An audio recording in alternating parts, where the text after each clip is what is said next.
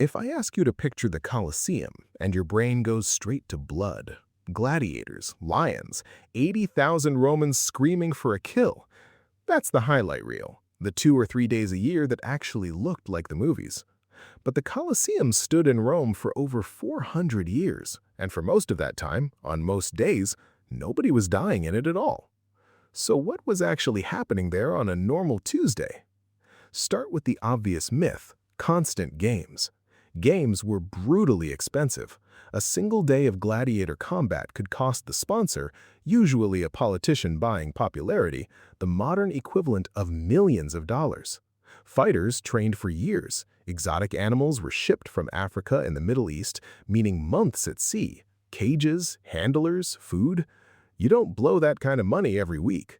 Historians estimate major games happened maybe 10 to 12 times a year, sometimes fewer.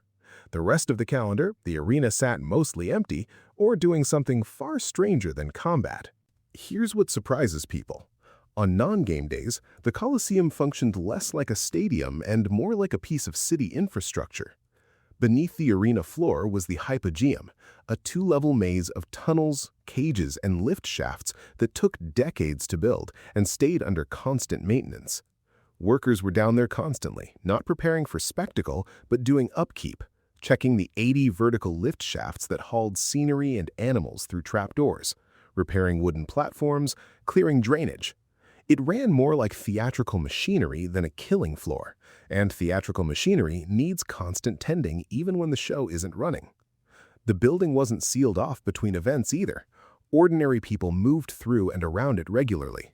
Vendors set up near the entrances selling food and wine. Under the arches, the vomitoria, the passages that let over 50,000 people flood in and out in minutes, small shops operated on ordinary days, selling goods to whoever passed through. The Colosseum sat in the middle of Rome, not off in some isolated field. People walked past it, worked around it, and used the surrounding plaza the way you'd use a city square. Then there's the maintenance staff, and this is where the scale gets absurd. Running the Colosseum required a permanent bureaucracy, procurators overseeing operations, a dedicated barracks housing men whose entire job was crowd control, and a corps of workers responsible for the awning system. That's the part people forget entirely. The Colosseum had a retractable canopy, the velarium, a massive network of ropes and canvas that could shade the entire seating bowl from the sun. Operating it required sailors, actual Navy sailors, stationed in Rome specifically because they had the rigging skills to manage that much rope and fabric. On a normal day, some of them were likely up there anyway, drilling, repairing canvas, checking the mast system bolted around the upper rim. The building needed a small navy just to keep its roof functional. There's also the animals to consider, one of the quieter, darker parts of daily life at the site. Even without games scheduled, captive animals were often held nearby or within the hypogeum itself, waiting. Feeding, cleaning, and managing them was a daily task regardless of whether the arena floor was in use that week. Handlers worked around the calendar. The smell alone would have marked the building as something other than an empty monument, even on its quietest days. And the building wasn't only for gladiatorial combat in the first place.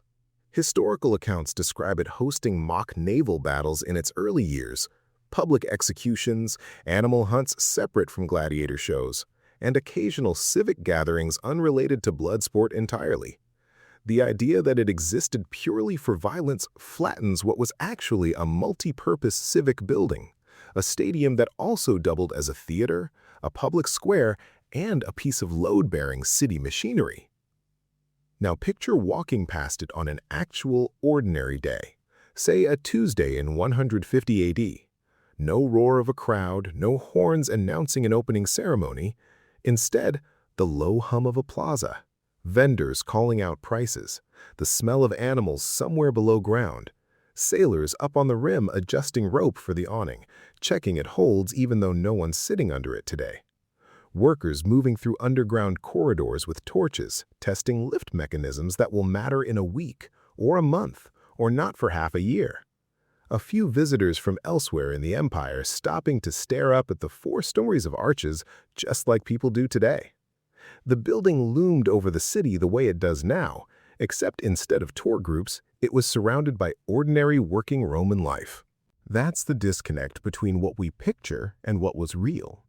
We remember the Colosseum for 80,000 people screaming on its most extreme days because that's what got written down, what makes for a good story 2,000 years later. But the building spent the overwhelming majority of its existence doing something quieter, standing, being maintained, being walked past, being worked in by ordinary people whose names nobody bothered to record. The Colosseum wasn't a killing machine running nonstop for 4 centuries. It was a building, a massive, absurdly engineered building that occasionally, on its most dramatic days, became the site of something horrific and spent the rest of its life being exactly what buildings are, full of people doing their jobs, wondering what to eat for lunch, and going home at the end of the day.